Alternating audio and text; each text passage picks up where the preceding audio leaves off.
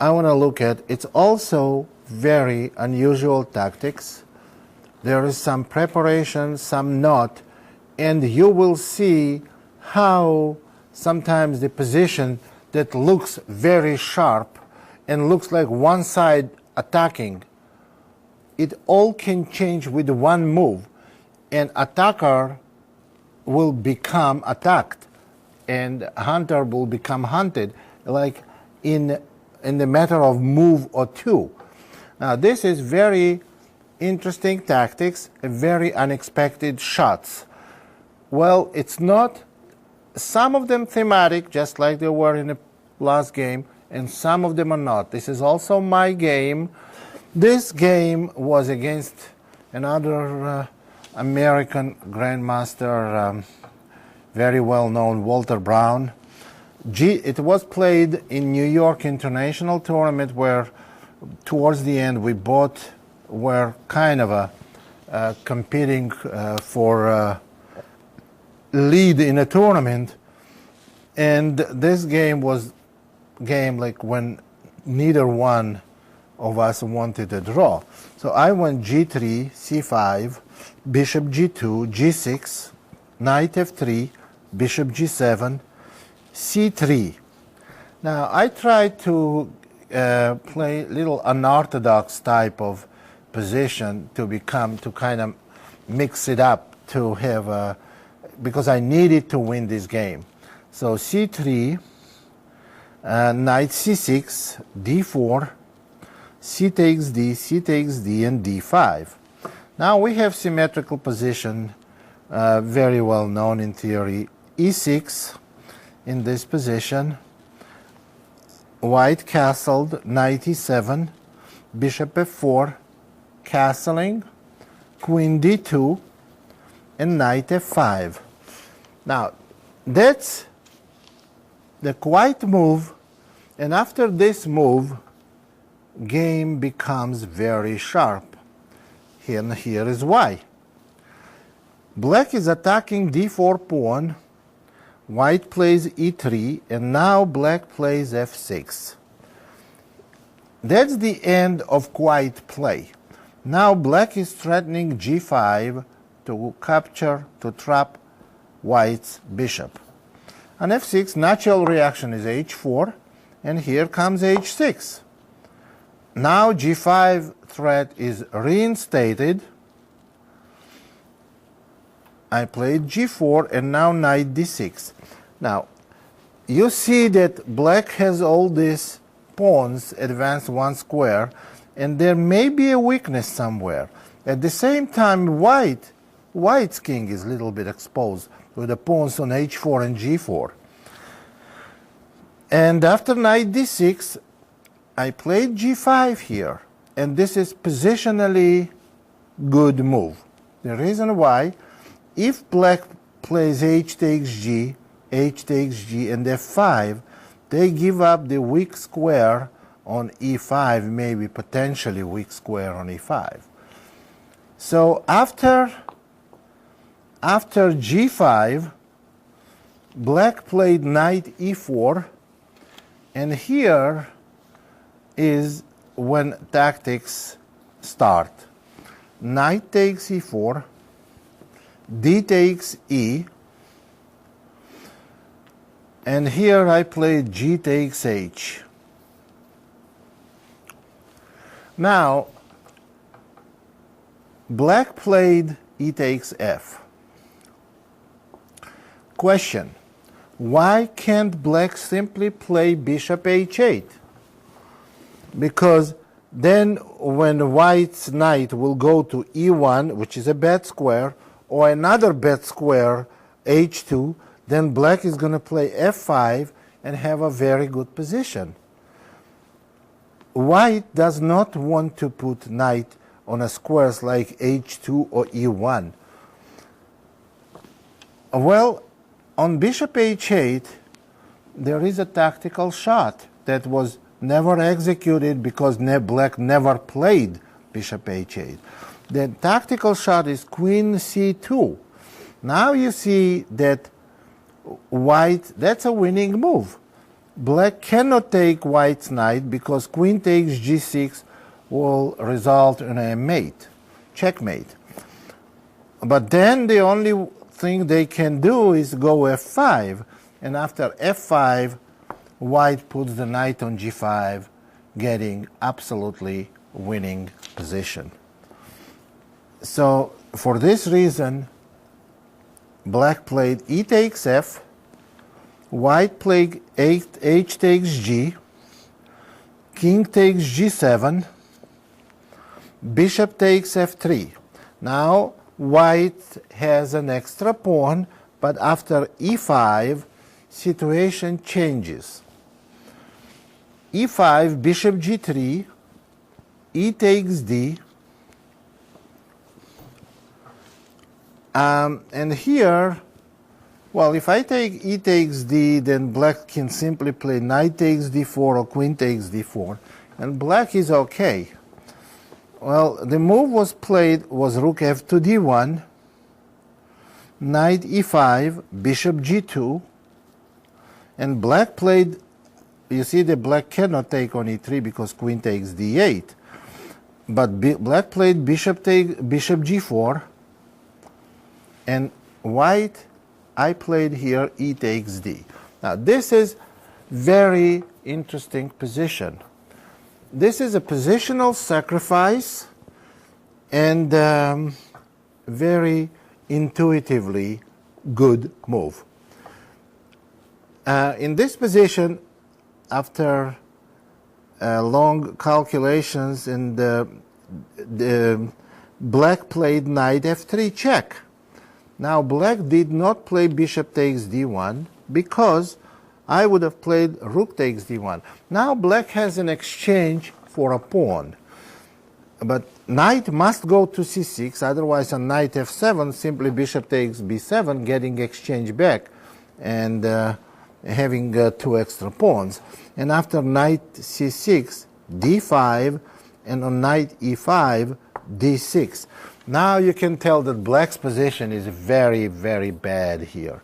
White has two most powerful bishops and a very strong advanced pass pawn on d6.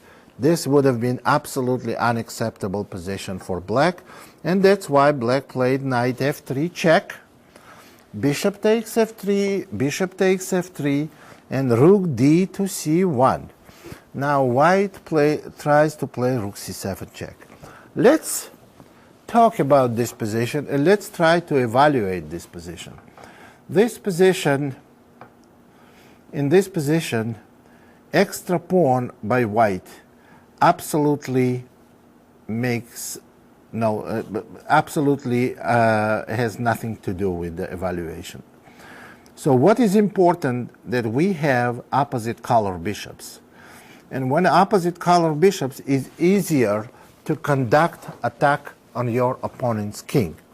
But now, and here Brown thought that he has certain advantage because white's light squares are very vulnerable. For example, maybe queen d7, queen h3.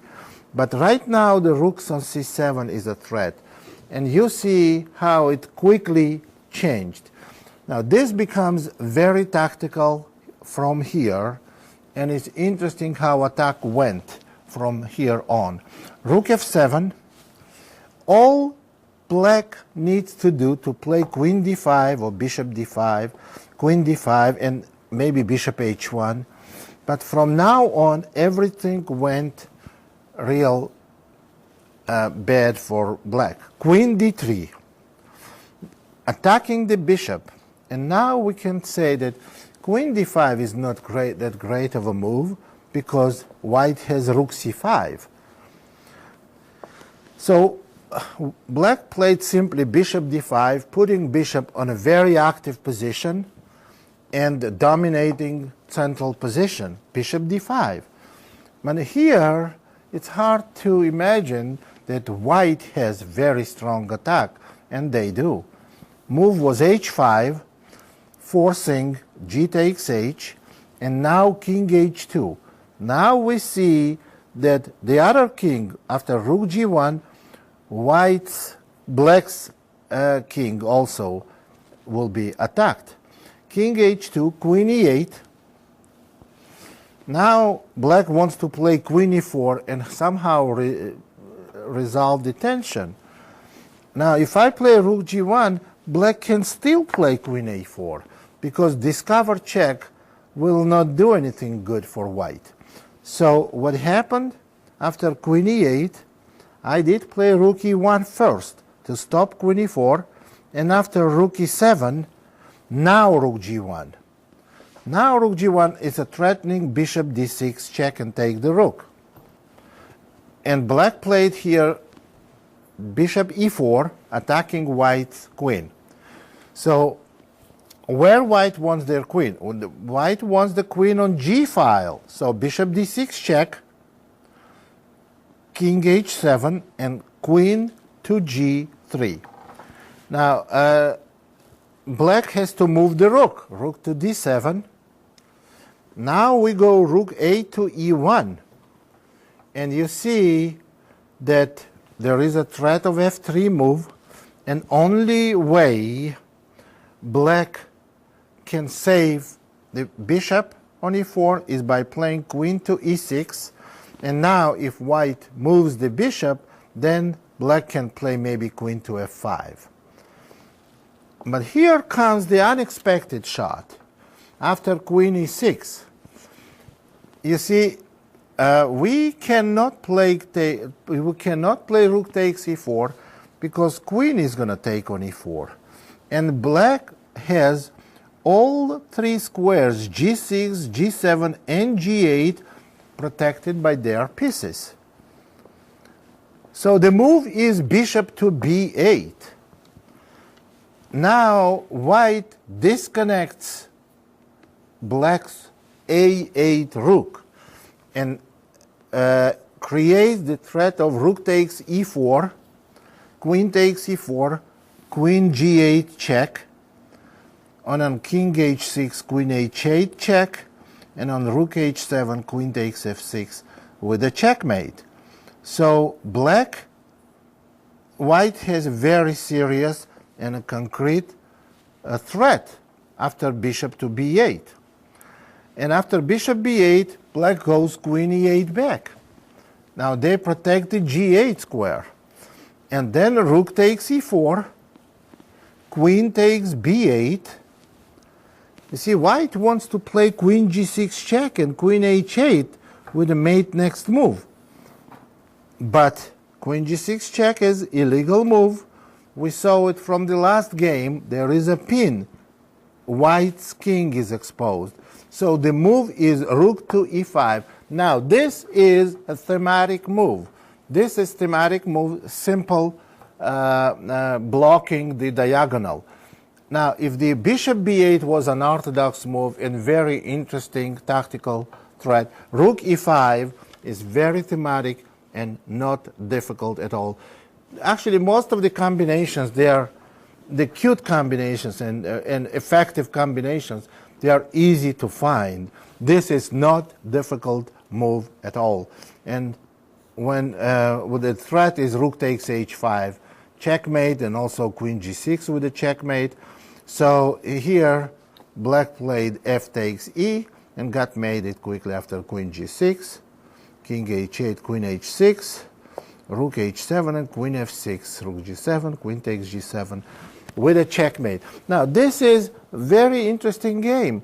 You see how initiative was changing hands from one move to another.